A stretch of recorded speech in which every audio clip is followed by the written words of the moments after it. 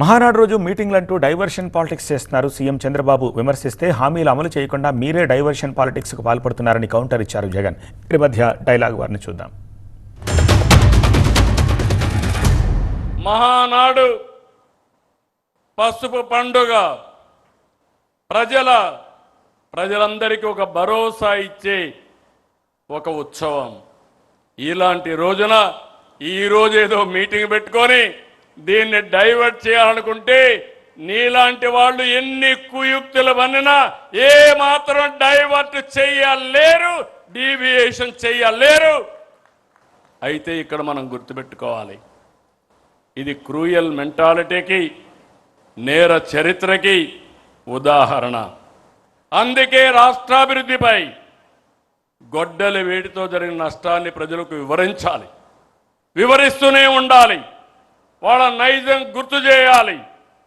పేదలకు కావాల్సింది పథకాలు, గొడ్డలి వేట్లు కాదు. యువతకు కావాల్సింది ఉద్యోగాలు, గొడ్డలి పోట్లు కాదు. ఎన్నికలప్పుడు సూపర్ 6 అన్నాడు, సూపర్ 7 అన్నాడు, ఓ మేనిఫెస్టో కాపీ అన్నాడు.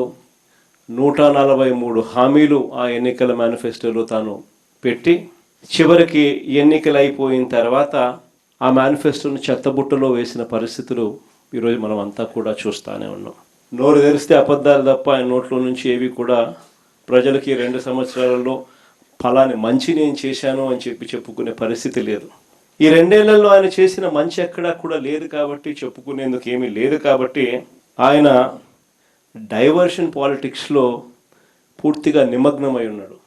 ఏ అంశమైనా కూడా డైవర్ట్ చేయాలి, ఏ అంశమైనా కూడా ప్రజలను ఈ టాపిక్ నుంచి ఈ టాపిక్లోకి మభ్యపెట్టాలనే ఆలోచనతోనే, దిక్కుమాలిన ఆలోచనలతోనే అడుగులు పడ్డాయి. అందుకే ఈ మధ్య లేటెస్ట్గా గొడ్డళ్ళు, కత్తులు, కటార్లు అంటూ కొత్త డైవర్షన్ పాలిటిక్స్ కూడా ఈ మధ్యకాలంలో మనం అంతా కూడా చూస్తూనే ఉన్నాం. నిజంగా ప్రజలందరూ పిచ్చోళ్ళని చంద్రబాబు నాయుడు అనుకుంటున్నాడు, కానీ ప్రజలు చాలా తెలివైన వాళ్ళు.